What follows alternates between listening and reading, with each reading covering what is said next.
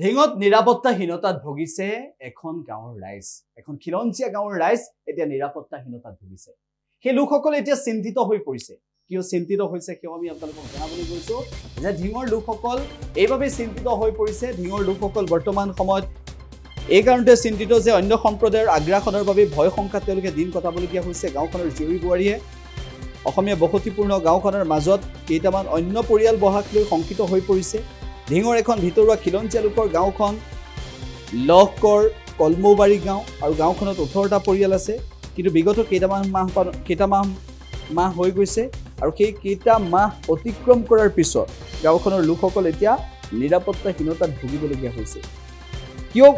এনেকুৱা পৰিস্থিতিৰ সৃষ্টি হৈছে সেই সন্দৰ্ভত বহু তথ্য ইতিমধ্যে তেওঁলোকে উল্লেখ কৰিছে সমগ্ৰ ঘটনা সন্দৰ্ভত ঢিং থানাত এজাহাৰ দাখিল কৰিছে পৰিয়ালকেইটাই উল্লেখ হৈছে শেহতীয়াকৈ গাঁওখনৰ হিতেশ্বৰ দাস নামৰ এজন যুৱকক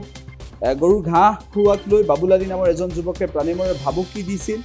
এই ঘটনাক লৈ তেওঁলোক চিন্তিত হৈ পৰিছে আৰু তাৰ পাছত গাঁওখনৰ লোকসকলে এই সন্দৰ্ভত প্ৰতিক্ৰিয়া ব্যক্ত কৰিছে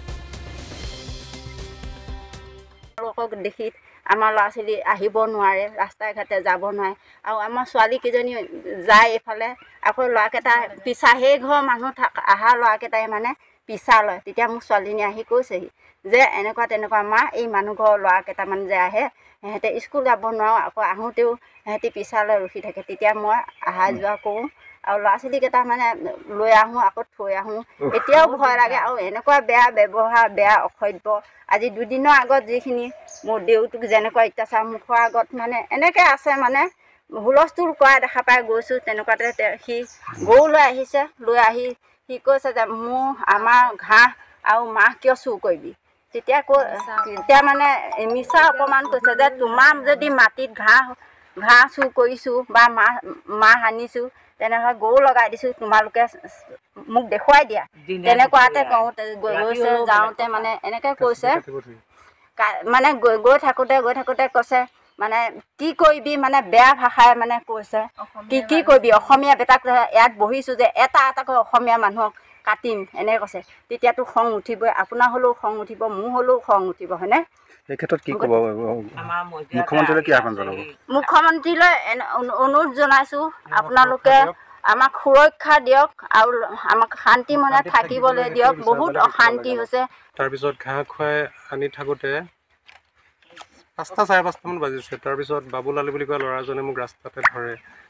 ধৰি কৈ তই গৰু ক'ত ঘাঁহ খুৱাই আনিছোঁ মই কৈছোঁ এই ৰাস্তা কাণে খুৱাই আনিছোঁ তেতিয়া সেই কথাটো কওঁতে সি তলমূৰ কৰি সিহঁতৰ মুছলিম ভাষাতে মোক এটা বেয়া লেংগুৱেজ কৈছে যিটো মই মুছলিম জেগাত থাকোঁ যিহেতু মই মুছলিম ভাষাটো বুজি পাওঁ তেতিয়া মই তাক কৈছিলোঁ যে তই এই ভাষাটো মোক কি কাৰণে কৈছ আৰু যিটো মই কৰা নাই তই তেনেকুৱা ক্ষেত্ৰত তই এনেকুৱা ভাষা ব্যৱহাৰ কি কাৰণে কৰিছ তেতিয়া সি মোক কৈছে মিয়া ভাষা দি যে তই এই তহঁতৰ মানুহে এইটো কৰিব মই কৈছোঁ তই আকৌ আমাৰ সিফালে কিয় টানি লৈ গৈছ কিবা ভুল হৈ কৈছোঁ যদি মই কৰিছোঁ মোৰ লগত তই কথা পাত তই আমাৰ জাতিৰ কথা কিয় কৈছ ক'ত কাটিছিলোঁ কি কৰিছিলোঁ মোক দেখাই দিবি বলচোন মই যদি ঘাঁহে কাটিছিলোঁ পিছত সি কৈছে বল দেখাই দিম এনেকৈ বুলি কৈ বহুতখিনি জেগা গুচি গ'লোগৈ য'ত মোৰ ঘৰৰ পৰা বহুতখিনি দূৰত হয় পথাৰৰ মাজত তেতিয়া সি মোক পথাৰৰ মাজত পাই মোক কৈছে হেৰি ইয়াত বোলে এটাও অসমীয়া নাই বোলে কাটি বোলে টুকুৰা কৰি পেলাই দিম বোলে তই বান্দৰ চাৰিআলি যাবি বান্দৰ চাৰিআলি তোৰ পৰিয়ালসহ গাইব কৰি দিম কি অসমীয়াই এনেকুৱা বেয়া ভাষা দি মানে কথা কৈছে ক'লোঁ যে তই ইমানখিনি কিয় কৈছ বান্দৰ চাৰিআলি বজাৰখনটো তোৰ নহয় ৰাস্তাটো তোৰ নহয় তই ইমানখিনি বেয়াকৈ কিয় কৈছ অসমীয়া জাতিয়ে তোক কি কৰিছ অসমীয়া জাতিটোৱে তোক কৰিবলৈ একো নাই কিবা ভুল কৰিলোঁ যদি মই নাই কৰা তথাপিতো কৈছোঁ যদি কৰিছোঁ মোৰ লগত কথা পাত তই আমাৰ জাতিটোলৈ কিয় গুচি গৈছ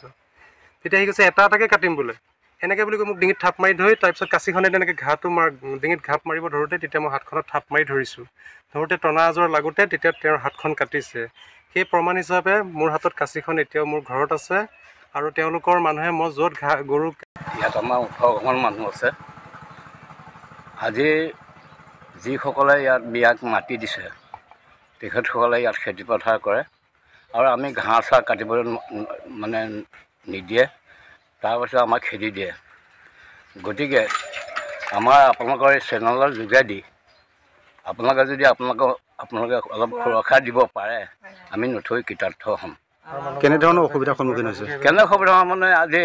মোৰ ঘৰৰ পৰা এটা ছাগলী নিছে তেখেতৰ ঘৰৰ পৰা এটা গৰু লৈ গৈছে আমি নিৰাপদে থাকিবই নোৱাৰোঁ ইয়াত আমি এনেকুৱাও ভাবিছোঁ ইয়াৰ পৰা কিজানি মাটি বাৰী বেছি আমি গুচিয়ে যাম নেকি এনেকুৱা ট্ৰেক্টৰ লাগিছে আমাৰ এই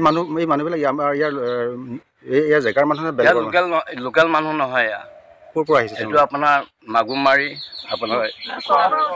আপোনাৰ উঠি আহি ইয়াত মানে হেৰি কৰিছে, ঘৰ খাইছে মানে মালিকৰ লগত 1 মাহ আগত চুক্তি কৰি টকা পইচা লৈ পেলাই হেৰি কৰে। তাৰ নেক্সটত মানে এইটো আপোনাৰ ৰাতিৰ ভিতৰতে ঘৰ বনাই দিয়ে। সেয়া ঘৰ মানুহে চব যিবিলাক মাটি, এই মাটিবিলাক অৰিজিনেল আমাৰ অসমীয়া মানুহে মাটি। অসমীয়া মানুহে মাটিখিনি তেওঁলোকে মুছলিম মানুহক দি পেলাই খেতি কৰে আৰু বেচিছেও, ঘৰ দুৱাৰো বনাইছে। গতিকে এইটো হেমন্ত শইকীয়া ঘৰটো বনাইছে। এইটো কিমানমান মানুহ বহিছে ইতিমধ্যে? এতিয়া ইয়াত আপোনাৰ 9-12 মান মানুহ হ'ব ইয়াত। এইফালে আমাৰ 3 ঘৰ আৰু ইয়াত যে 3 ঘৰ মানুহ বহিছে আমি চিনি নাপাওঁ। ক'ৰ পৰা মানুহ আহি ইয়াত মানে জাম হৈ পেলাই কথা বতৰা ইয়াত পাতি থাকে ৰাতি 12-1 যিকোনো খবৰৰ বাবে যোগাযোগ কৰক 7099017330 অথবা 7099017990 নম্বৰত।